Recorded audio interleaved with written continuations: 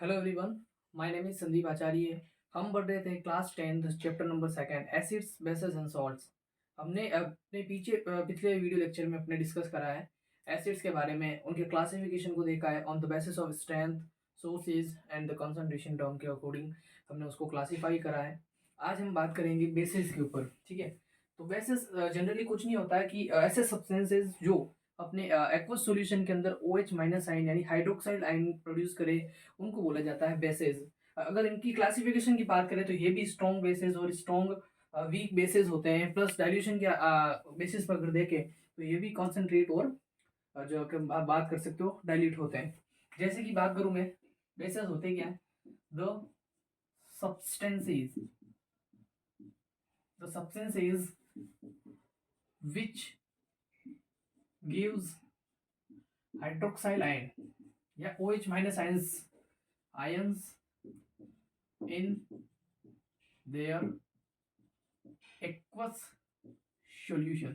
अपने aqueous solution के अंदर जो है OH minus ions they are called, उनको क्या बोला जाता है?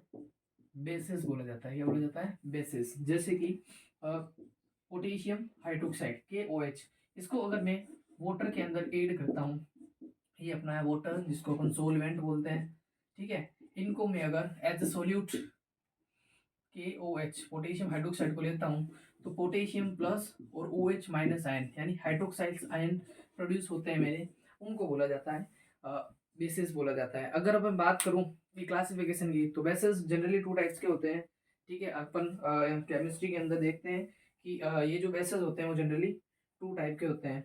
एक होता है स्ट्रॉन्ग बेस, एक होता है weak base.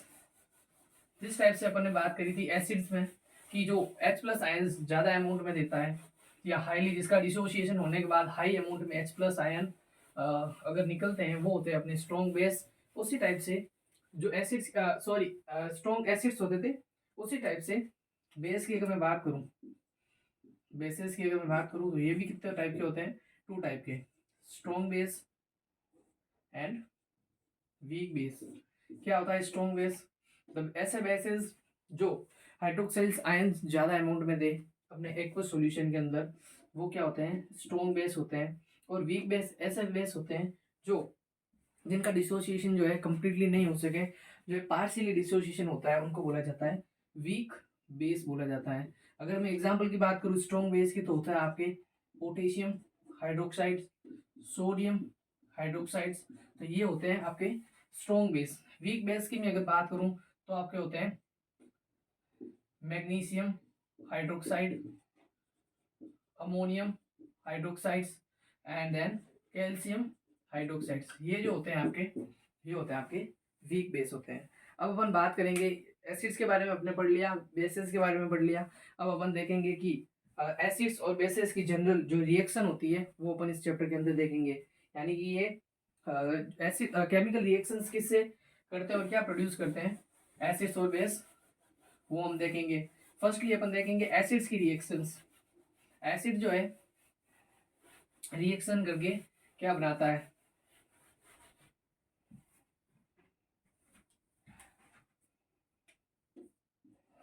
Reactions of acids and bases. Basis और एसिड्स की रिएक्शंस देखेंगे अपन, केमिकल रिएक्शंस देखेंगे। उससे पहले अपन पहले बात कर रहे हैं एसिड्स की रिएक्शंस ऑफ एसिड्स। एसिड्स की रिएक्शंस नंबर वन में अगर बात करूं, एसिड जो होता है वो मेटल के साथ रिएक्शन करके क्या बनाता है? तो when acid react with, acid जो है मेटल के साथ रिएक्ट करता है, मेटल के साथ रिएक्ट करता है तो कुछ नहीं बनाता, ये सोल्ट प्लस हाइड्रोजन गैस को रिलीज करता है। एसिड मेटल के साथ रिएक्शन करके सॉल्ट प्लस हाइड्रोजन गैस को रिलीज करता है। एग्जाम्पल की अगर मैं बात करूं कि एसिड में ले रहा हूं आपका HCl, एक टाइप का एसिड होता है। प्लस मेटल की मैं बात करूं, जिंक की अगर रिएक्शन करवा देता हूं इसके साथ, तो क्या बनता है? सॉल्ट बनता है जिसका नाम होता है zinc chloride, plus hydrogen gas release होती है। अगर मान लो आपको ये रिएक्ट सॉल्ट बनाना नहीं आ रहा है, केमिकल रिएक्शन पता नहीं है कैसे होती है, तो आप जनरली ऐसा पता कर सकते हो कि आपको क्या करना है कि एसिड है, जैसे कि H2SO4 ही ले लूँ मैं, ठीक है, H2SO4 ले लूँ मैं। प्लस इसके अलावा मैं ये जो मेटल ले लूँ मैं आपका Fe ले लूँ मैं, ठीक है। तब आपको क्या करना है, सॉल्ट बनाना है। अब सॉल्ट बनाना आपको नहीं आ रहा है तो आप डायरेक्टली ये देखिए कि यहाँ पर इसमें से एसिड में से जो हाइड्रोजन आपको दिख रहा है उसमें से हाइड्रोजन गैस तो रिलीज होगी, हाइड्रोजन गैस तो रिलीज होगी, तो हाइड्रोजन तो बाहर निकल गया इसमें से। अब इसमें क्या बचा है, सल्फेट, और इसमें क्या बचा है, आयरन बचा है। तो Fe जो होता है इसके ऊपर पॉजिटिव 2 चार्ज होता है और सल्फेट के ऊपर नेगेटिव 2 चार्ज होता है। अब पॉजिटिव नेगेटिव दोनों ही क्या है, अमाउंट में सेम है, तो अपन क्या करेंगे, +2 से -2 को कैंसिल आउट कर देंगे और FeSO4 जो है अपना सोल्ट बन जाएगा। FeSO4 salt plus hydrogen gas release हो जाएगी। तो एसिड जो है, एसिड जब मेटल के साथ रिएक्शन करता है तो क्या बनाता है, मेटल सोल्ट बोल सकते हो आप, salt plus hydrogen gas release करता है। अब बात आती है कि ये हाइड्रोजन गैस को अपन पहचानेंगे कैसे, how we will identify the released hydrogen gas. उसके लिए एक्सपेरिमेंट होता है, आपको बुक में दिया हुआ, आपकी बुक में, कैसे अपन डिस्कस करते हैं।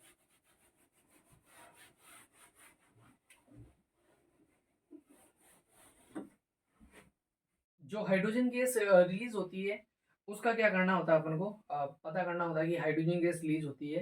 तो आप कैसे पता कर सकते हो हाइड्रोजन गैस रिलीज हुई है। तो इसमें क्या होता है कि आपको पता है कि जब whenever metal react with acids it produce salt and hydrogen gas. तो देखिए यहाँ पर एसिड्स लिया हुआ डाइल्यूट H2SO4, तो आपका डाइल्यूट H2SO4 रिएक्ट करेगा जिंक के साथ। जिंक के ग्रेन्यूल्स होते हैं, दाने होते हैं जिंक के, ग्रेन्यूल्स जो होते हैं जिंक के, वो इस टेस्ट ट्यूब में आप देख सकते हो। ये टेस्ट जो है स्टैंड है आपका, और ये जो आपकी टेस्ट ट्यूब है जिसमें आपने क्या डाला हुआ है, जिंक डाला हुआ है, ठीक है। जिंक के ये ग्रेन्यूल्स होते हैं जिसके अंदर आपने डाइल्यूट H2SO4 डालते हो। फिर बाद में क्या होता है कि ये जो टेस्ट ट्यूब है इसका जो एंड होता है, एंड जो होता है वो कॉर्क जो होता है, कॉर्क से आप ढक देते हो, जिसमें से कॉर्क के अंदर क्या होता है, एक होल होता है, उसमें से आपका जो होल के अंदर आप क्या डालते हो, डिलीवरी ट्यूब डालते हो। डिलीवरी ट्यूब डालने के बाद यहाँ पर आपका जो देख सकते हो ये सोप का सोल्यूशन होता है, ठीक है। साबुन का जो सोल्यूशन होता है, आप बोल सकते हो इसको लेदर जाग बोल सकते हो। ये आपका जो सोप का सॉल्यूशन होता है ये क्या बनाएगा, अब जैसे हाइड्रोजन गैस इसके अंदर रिलीज होती है तो बबल्स जो है फॉर्म होते हैं। इन बबल्स को ये जो ये बाहर की ओर आते हैं बबल्स, ठीक है, वो हाइड्रोजन गैस से भरे हुए होते हैं बबल्स, ठीक है। अब जब आप बर्निंग कैंडल उस बबल्स के पास लेके जाते हो तो आपको एक साउंड सुनाई देती है, जो पॉप पॉप के साथ आपको साउंड सुनाई देती है, पॉप साउंड के साथ आपको जो है बर्निंग सुनाई देती है। तो इससे आप पता कर सकते हो कि आपका जो बबल्स था उसके अंदर कौन सी गैस थी, हाइड्रोजन गैस थी। अब होता क्या है, देखिए H2SO4 रिएक्ट करता है जिंक के साथ, तब आपको मालूम है रिएक्शन होती है, जिंक सल्फेट बनता है प्लस हाइड्रोजन गैस क्या होती है, रिलीज होती है। अब ये जो हाइड्रोजन गैस होती है इस टाइप से आप क्या कर सकते हो, पता कर सकते हो कि हाइड्रोजन गैस की आपकी रिलीज हुई है। ये जो सॉफ्ट सॉल्यूशन है ये बबल्स बनाती है, इस बबल्स के अंदर हाइड्रोजन गैस भरी हुई होती है। और जब आप when ever you pass them with burning candles it produce pop sound, ठीक है। तो ये पॉप साउंड क्या करती है, प्रोड्यूस करती है। तो ये था आपका एसिड के साथ रिएक्शन मेटल की। अब अपन बात करेंगे मेटल की, सॉरी एसिड की जो रिएक्शंस है वो कार्बोनेट के साथ और मेटल कार्बोनेट के साथ किस टाइप से की जाती है ये अपन देखेंगे। अब हम देखेंगे जो है मेटल कार्बोनेट के साथ रिएक्शन एसिड्स की, यानी एसिड्स जो होते हैं मेटल कार्बोनेट के साथ रिएक्शन करके क्या बनाते हैं। तो जनरली क्या होता है कि जब एसिड मेटल कार्बोनेट के साथ रिएक्शन करता है तो salt plus CO2 plus H2 जो है रिलीज होते हैं। इसमें उसमें क्या हो रहा था, उसमें salt plus hydrogen gas release हो रही थी, तो इसमें क्या होगा, सॉल्ट के साथ water plus CO2 gas extra में रिलीज होगी। अब अगर बात करें एग्जांपल की तो एसिड्स आप देख सकते हो यहाँ पर HCl एक टाइप का एसिड होता है, ठीक है, जो कि मेटल कार्बोनेट का मतलब, कार्बोनेट का मतलब होता है CO3 - 2 आयन, ठीक है। अब मेटल कुछ भी हो सकती है, यहाँ पर मैंने कैल्शियम लिया है, आप मैग्नीशियम ले सकते हो, पोटेशियम ले सकते हो, सोडियम ले सकते हो, कुछ भी ले सकते हो। जनरली मैंने आपको सिखाने के लिए यहाँ पर कैल्शियम लिया है। तो कैल्शियम कार्बोनेट एक टाइप का मेटल कार्बोनेट होता है। अब जब मेटल कार्बोनेट यानी कैल्शियम कार्बोनेट HCl के साथ रिएक्शन करवाएगा तो क्या बनेगी, salt plus CO2 plus water बनेगा। अब यहाँ पे देख सकते हो यहाँ पर सोल्ट कैसा बनेगा, आपको पता है कि आपको CO2 पता होनी चाहिए और वाटर पता होना चाहिए, उसके अलावा आप सोल्ट अपने आप निकाल सकते हो। कैसे कि जैसे कि यहाँ पर कैल्शियम कार्बोनेट दिया हुआ है, आपको मालूम है इसके अंदर CO2 प्लस H2 तो बनेगा ही। बस अब साल्ट देखना है तो सॉल्ट के अंदर देखो HCl है यहाँ पर, तो वाटर के लिए प्रोड्यूस हो जाता है, ठीक है। यहाँ पर जो कार्बन होता है, कार्बन डाइऑक्साइड है, वो गैस के लिए प्रोड्यूस हो जाती है। तो पीछे बचता है यहाँ पर एक तो कैल्शियम, एक बचता है क्लोरीन। अब आप देख सकते हो कैल्शियम के ऊपर पॉजिटिव चार्ज होता है और क्लोरीन के ऊपर -1 का चार्ज होता है, और चार्ज को आप एक्सचेंज करके क्या बना सकते हो, कैल्शियम क्लोराइड। ये इसका +2 का चार्ज इसके पास जाएगा और इसका 1 का चार्ज ओनली वन वन को शो नहीं किया जाता है, कैल्शियम क्लोराइड। तो आपका सॉल्ट कौन सा हो जाएगा, कैल्शियम कैल्शियम क्लोराइड। तो ये जनरल रिएक्शन होती है जब एसिड जो है मेटल कार्बोनेट के साथ रिएक्शन करता है, तो salt CO2 plus water produce करता है। अब अपन देखेंगे कि मेटल हाइड्रोजन कार्बोनेट कुछ नहीं, इसी टाइप से रिएक्शन होती है। सॉल्ट बनता है, वाटर बनता है, और CO2 गैस रिलीज होती है इसके अंदर भी। ठीक है, तो ये चीज आप देख सकते हो। ये तो था मेटल के साथ रिएक्शन।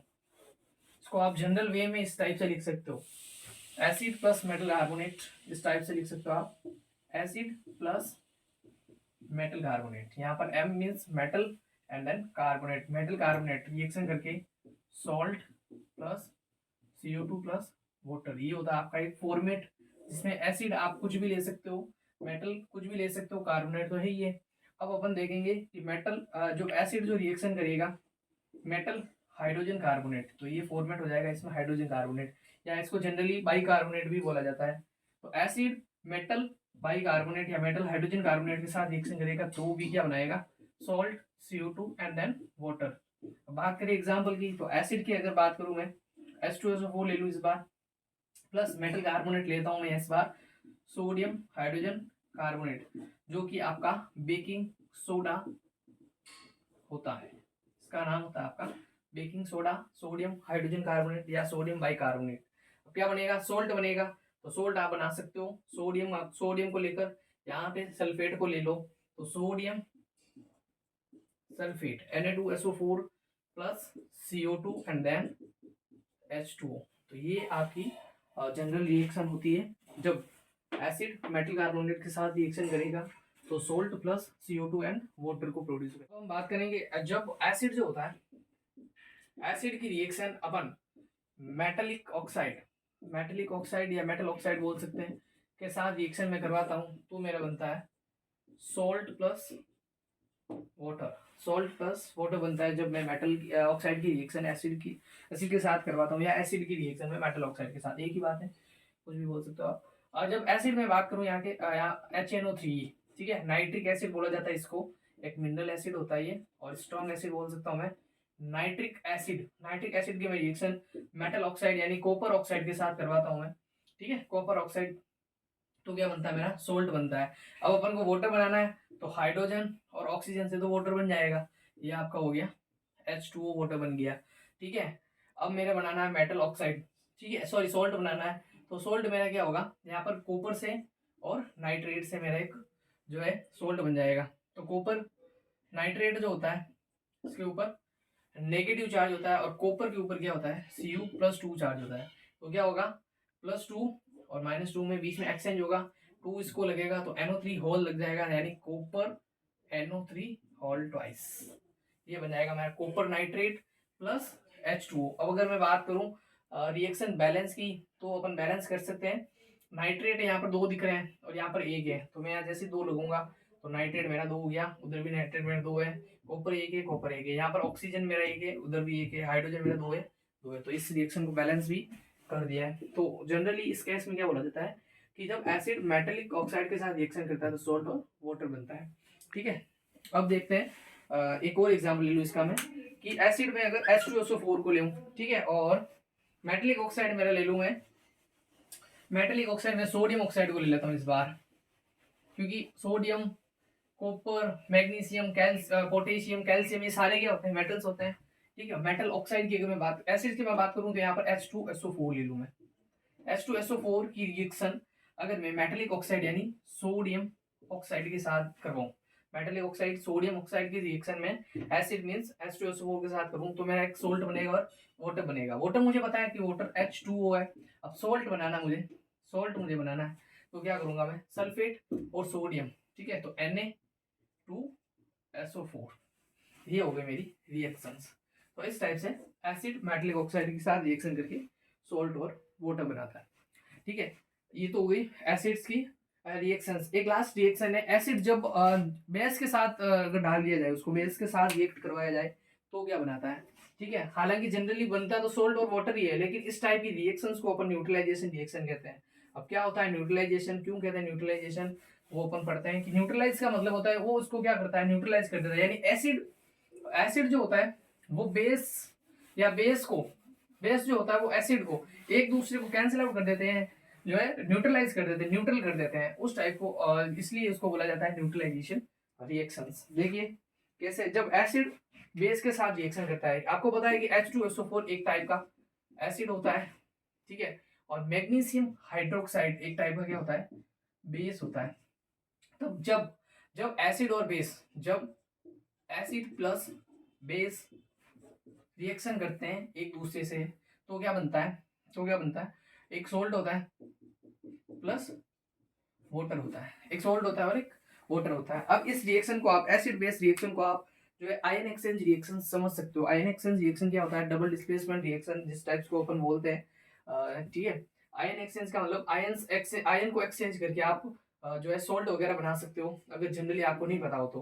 कैसे, जैसे मैं अगर मैं बात करूं H2SO4 के अंदर, H2SO4 के अंदर तो हाइड्रोजन क्या होते हैं, पॉजिटिव चार्ज होते हैं, और सल्फेट यहाँ पर क्या होता है, नेगेटिव चार्ज होता है, ठीक है। मैग्नीशियम यहाँ पर मेरा पॉजिटिव चार्ज होता है और OH मेरा नेगेटिव चार्ज होता है। अब मैं क्या करूंगा, मेरा पॉजिटिव चार्ज मेरे नेगेटिव चार्ज से रिएक्शन करेगा, यहाँ पर H प्लस OH माइनस, तो वाटर तो बनने वाला है, ये मेरा हो गया वाटर। अब देन इसका पॉजिटिव चार्ज एंड इसका नेगेटिव चार्ज क्या करेगा, रिएक्शन करेगा। तो इसका नेगेटिव चार्ज +2 है, इसका नेगेटिव चार्ज -2 है। जब चार्ज सेम हो तब क्या होता है, एक दूसरे को ये कैंसिल आउट कर देते हैं, कोई एक्सचेंज वगैरह नहीं होते हैं। एक्सचेंज करके भी क्या फायदा, इसमें भी 2 है और इसमें भी 2 है, ठीक है। प्लस हो माइनस हो उसका कोई फर्क नहीं पड़ता है। और जनरली इसकी जब नेमिंग करी जाती है या इनको लिखा जाता है तब जो है मेटल पहले आती है, तो इसलिए मैग्नीशियम जो है मेटल और सल्फेट जो है नॉन मेटल, ये हो गया मैग्नीशियम सल्फेट MgSO4, ठीक है। ये आपका क्या होता है, सॉल्ट होता है। जब एसिड जनरली बेस के साथ रिएक्शन करता है तो सॉल्ट और वाटर को फॉर्म करते हैं। अब ये जो है डेली लाइफ के अंदर बहुत जो इसको न्यूट्रलाइजेशन बोला जाता है जनरली, और ये जो न्यूट्रलाइजेशन की रिएक्शन है ये डेली लाइफ में बहुत ज्यादा काम आती है। कैसे, एग्जाम्पल देखिए मैं अगर बात करूं, जब अनडाइजेशन, जब आप जंक फूड वगैरह खाते हो या कुछ ऐसी चीजें खा लेते हो, तेल की तली हुई चीजें वगैरह आप खा लेते हो, तब आपके स्टोमक के अंदर पेन होने लगता है। एसिड की अमाउंट जो होता है वो ज्यादा हो जाता है। उसमें क्या होता है कि जो आप जो ऑयली फूड वगैरह खाते हो, जंक फूड वगैरह खाते हो, वो क्या होता है, आपके जो है अनडाइजेस्ट रहता है, यानी डाइजेशन उनका हो नहीं पाता है। डाइजेशन नहीं होने के कारण क्या होता है कि जब आपको पता है कि स्टोमक के अंदर HCl जो है, स्टोमक की जो वॉल होती है, दीवार होती है, उसमें से जो स्पेशल डाइकेट टिश्यू होते हैं वो HCl जो है रिलीज करते हैं ताकि आपका फूड का जो है डाइजेशन हो पाए। लेकिन कभी कभार क्या हो जाता है कि जो अपन जंक फूड वगैरह खाते हैं तो क्या होता है कि इनका जो है रिलीज, मतलब हाई अमाउंट में रिलीज होता है HCl। तब इनकी अमाउंट जब ज्यादा हो जाती है स्टोमक के अंदर, तब अपन बोला जाता है, अपन बोलते हैं एसिडिटी। क्या बोलते हैं, एसिडिटी। अब एसिडिटी है, इसका मतलब नाम से ही पता चल रहा है एसिड का अमाउंट है बहुत ज्यादा। अब एसिड का अमाउंट बहुत ज्यादा होने के कारण अपन क्या करते हैं कि कुछ बेसिस वगैरह यूज में लेते हैं जो इसको क्या करते हैं, न्यूट्रलाइज करते हैं, ठीक है, सोल्ट बन जाता है। प्लस इसमें क्या हो जाता है, वाटर रिलीज होता है। तो न्यूट्रलाइजेशन रिएक्शन यहाँ पर काम आती है एक एसिडिटी के अंदर, ठीक है। एसिडिटी के अंदर क्या होता है, HCl जो होता है टू मच प्रोड्यूस हो जाता है अपने स्टोमक के अंदर, तब अपन क्या करते हैं, बेस लेते हैं, ठीक है। जनरली जो आप इनो को बोलते हो, मिल्क ऑफ मैग्नीशिया, ठीक है। इनो जो होता है आपका, इसके अंदर होता है मैग्नीशियम हाइड्रोक्साइड जिसको बोला जाता है मिल्क ऑफ मैग्नीशिया। ये बोर्ड एग्जाम के अंदर आपको पूछा भी जाता है कि what is the formula of milk of magnesia, तो आपका क्या फॉर्मूला हो जाएगा, मैग्नीशियम हाइड्रोक्साइड, ये आपका फॉर्मूला हो जाएगा। इसको बोला जाता है मिल्क ऑफ मैग्नीशिया। अब ये रिएक्शन करके क्या बनाता है, मैग्नीशियम क्लोराइड, जो कि सॉल्ट होता है एक टाइप का, जनरली वीक सॉल्ट होता है। प्लस ये क्या होता है, वाटर रिलीज करता है। इस प्रोसेस को अपन बोलते हैं न्यूट्रलाइजेशन। क्या बोलते हैं, न्यूट्रलाइजेशन। न्यूट्रलाइजेशन ये रिएक्शन होती है, ठीक है। ये तो बात करी मैंने एसिडिटी, बहुत सारी चीजें होती हैं, बहुत सारे आप एग्जांपल देख सकते हो जिसमें न्यूट्रलाइजेशन होता है। जनरली क्या होता है कि जब आप आपकी क्या, इसका यूज आप और भी देख सकते हो न्यूट्रलाइजेशन का, कि जब आप फील्ड के अंदर यानी आपके खेत के अंदर आप क्या करते हो, जब आपको पता है कि जो फर्टिलाइजर यूज में लिए जाते हैं, फर्टिलाइजर लाइजर, ये जो फर्टिलाइजर होते हैं वो जनरली अगर मैं बात करूं तो अगर एक्सेसिव अमाउंट में अगर यूज में लेने लग गए अपन फर्टिलाइजर को, तो ये क्या करते हैं कि जनरली या तो जो है अपनी जो लैंड को ज्यादा एसिडिक बना देते हैं, ज्यादा एसिडिक बना देते हैं या ज्यादा बेसिक बना देते हैं। तो इसमें क्या होता है, उस टाइम अपन क्या करते हैं, कुछ और ज्यादा केमिकल डालते हैं। जैसे मान लो ज्यादा फर्टिलाइजर यूज लेने से जो आपकी जो जमीन है वो हो गई एसिडिक, ठीक है, तो उसमें क्या डालेंगे अपन, बेस डालेंगे, जिससे क्या होगा, न्यूट्रल हो जाएगा। ठीक है, तो ये चीजें होती है, आप जनरली देखते हैं न्यूट्रलाइजेशन के अंदर। प्लस इसके अलावा जो फैक्ट्री का वेस्टेज होता है, फैक्ट्री वेस्ट जो वाटर होता है, इसको जो है समुद्र के पानी में या नदियों में डालने से पहले, डिस्पोज करने से पहले क्या किया जाता है, उनको जो है उनको न्यूट्रलाइज करके उनको डाला जाता है। तो ये आप जनरली आप देख सकते हो, यहाँ पर प्रोसेस होती है न्यूट्रलाइजेशन की। ये नेक्स्ट वीडियो में अपन देखेंगे इंडिकेटर्स क्या होते हैं। ठीक है, ये तो अपन एसिड की रिएक्शन देखी, पहले इंडिकेटर्स वगैरह क्या होते हैं वो अपन डिस्कस करेंगे, फिर बाद में बेसिस की रिएक्शन देखेंगे, और फिर अपन बात करेंगे नेक्स्ट पीएच स्केल के बारे में। Thank you very much.